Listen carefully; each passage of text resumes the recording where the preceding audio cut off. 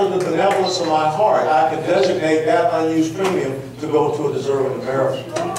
Now, I don't think anybody sitting out here could disagree with the options that I just presented.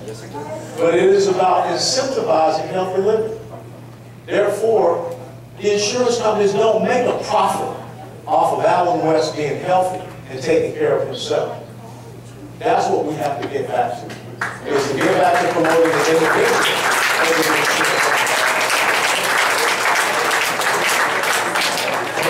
Congressman, a long question. Haley Heatman, Fort Lauderdale.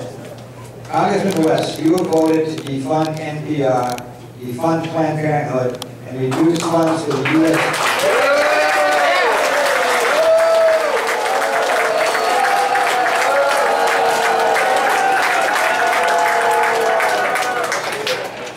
U.S. Institute of Peace, amongst other things. These measures would save the U.S. government several $100 million. However, our current military spending is presently estimated to be almost $1 trillion per year and growing. In fact, a Swedish think tank recently released statistics that show the U.S. military spending has nearly doubled since 2001. I got the essence of the question. The gentleman from NPR said on tape he didn't need federal government resources, so we granted him his wish.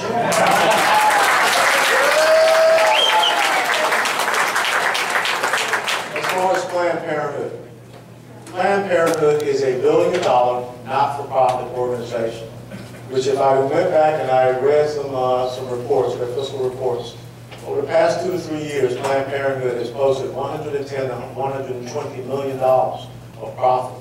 What we're talking about is the American taxpayer that is contributing 33% to the budget of Planned Parenthood, $352 million.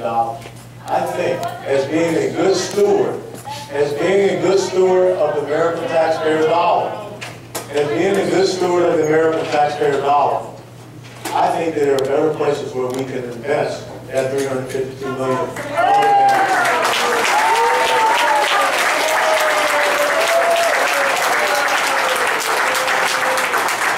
I will also tell you this: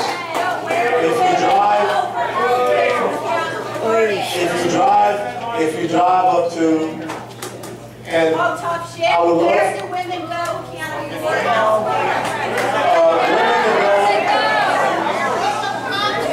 Women go to the Holy Cross Women's Healthcare Center, which I just visited 2 days ago, which is once again private donations to help the building. Now let me go back and talk about the United States Institute of Peace. It's a very beautiful building. It's located about catty corner away from the Lincoln Memorial. I have always thought that the United States Institute of Peace is the Pentagon. And that is where constitutionally we're supposed to secure and protect the United States of America and its citizens. Now, if people don't understand something, I'm not turning my back on the people that I served with for 22 years. That we are sent to places that are not nice, that are absolutely tough. And if you have to understand one thing, 8 U.S. soldiers lost their lives in Afghanistan today because an Afghan officer turned his weapon on them in Kabul International Airport. This is what is happening with our men and women. And I want to make sure that they're going to have all the proper resources so that they can use it.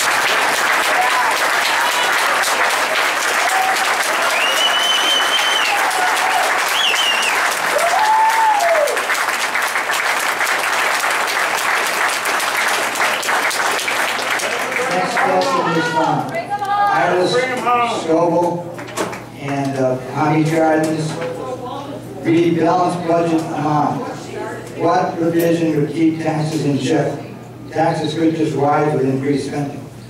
Well, that's why I say that when you talk about reforming the tax code, that's one of the important things. And that's why I look at the personal income tax, going to the flat tax there, flattening out the corporate business tax rate, and then the most important thing is curtailing the spending up in Washington, D.C.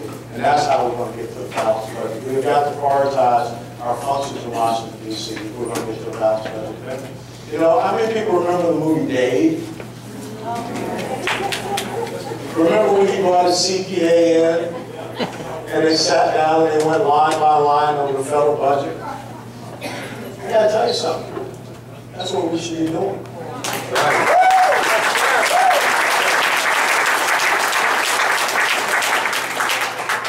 That's how a silly little freshman congressman from South Florida found a line for production, reproduction, and printing in the Department of Defense. He said that doesn't make any sense. And we found a cut in that budget.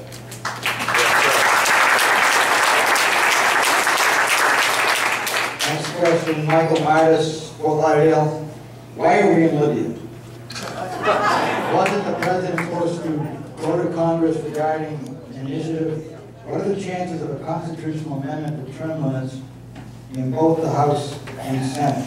Well, let me answer the last one first.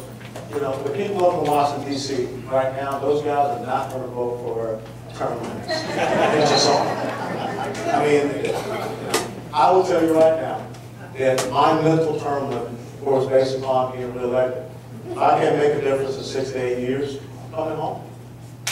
I don't want to stay up there. Now, the other thing, Now, the other thing is this. I sit on the Armed Services Committee, and we had the Chairman of the Joint Chiefs of Staff, Admiral Mullen, and we had the Secretary of Defense sit before us in a hearing. And we asked them, why are we there in Libya? And the question was, we're there to protect innocent civilians. I spent a few days in the military. You can't protect innocent civilians from 30,000 people. No one can explain to us who the rebels are, who is their leadership, who are we making deals with. You know, my concern is that somehow we have gotten co-opted and made complicit into a very bad thing that's happening all across North Africa and into the Middle East. And if we were really concerned about protecting innocent civilians, then why didn't we do something 18 or 19 months ago with Iran? With a country that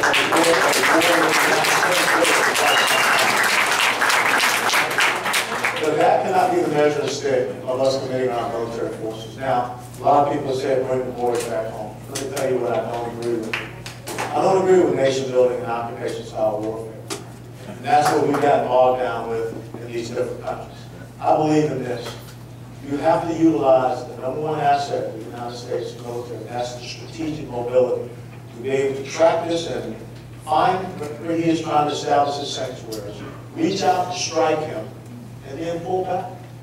There is no reason why the United States of America had to sit back and watch a group of Somali pirates execute 4 Americans.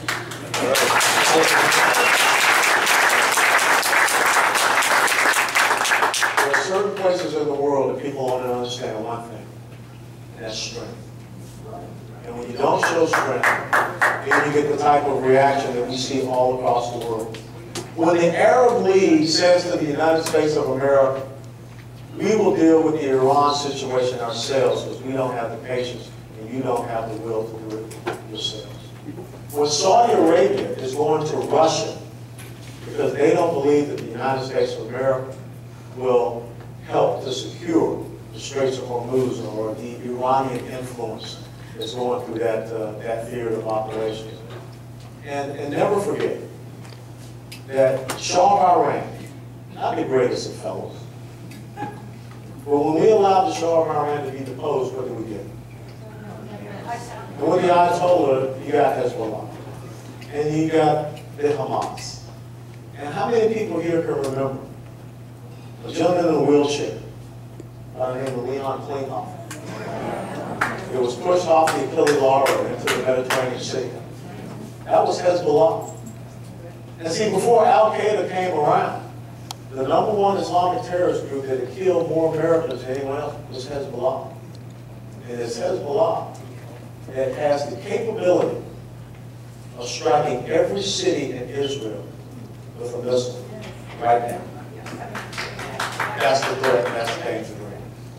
So good lead in the next question.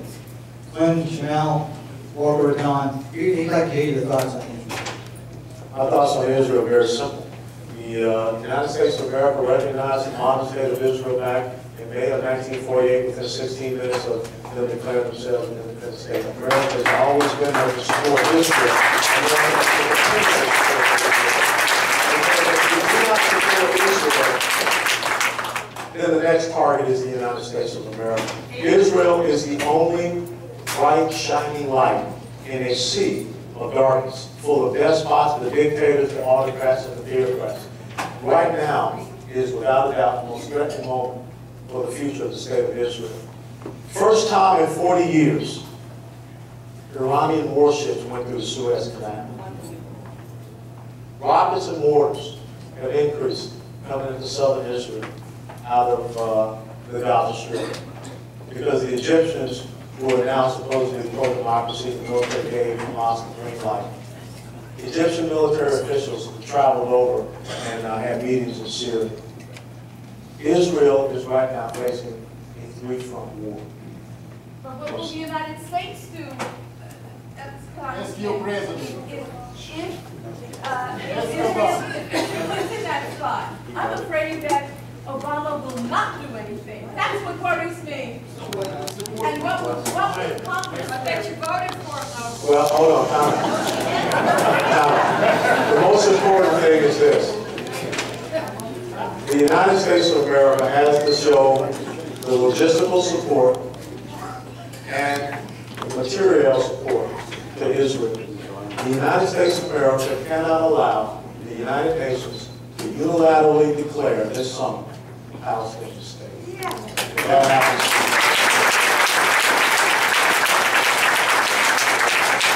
Next question from Owen Rosen, Deerfield Beach. Is there any way that we can get USAID to stop sending all the money to other countries and spend it on badly needed things in the U.S.? Hey, let me tell you something. You know, I spent 2.5 years in Afghanistan. You talking about the most lying, stealing, cheating, you know, bunch of folks you could ever see in your life. Because it's the Silk Route. It's all about bargaining. And if we don't understand, and that's why I talk about nation building and occupation-style warfare, all it does is drain economic resources. You can't get certain people in the world to be like us. There are places you're not going to be able to introduce democracy. Yes, I spent, time in Iraq in 2003, and I was back there also in Operation Desert Shield, Desert Storm. It's a complete paradigm shift that we have to have as far as how we utilize our military and our economic resources. We can't go in and rebuild everyone's country. We just cannot do that, especially in countries. Well, I think because the Taliban, kind of was shielding Osama bin Laden and Al Qaeda, and they attacked us back in 2001. But the thing is that there was a point. There was a point when I was there in 2006, when there was a deal that was made with Pakistan that allowed them to have extended sanctuaries over the northwest frontier provinces. And as soon as that deal was cut, we saw Yemenis, we saw Chechens, we saw everyone start to populate that area, come across the border and attack our soldiers and our forces, as well as resources coming in from Iran. So there comes a point where we say we've done all that we can possibly do, and the next time you see us, it will not be good. Ernie Smith, Lake Worth. He would like an update on HBOT and TBI for our veterans.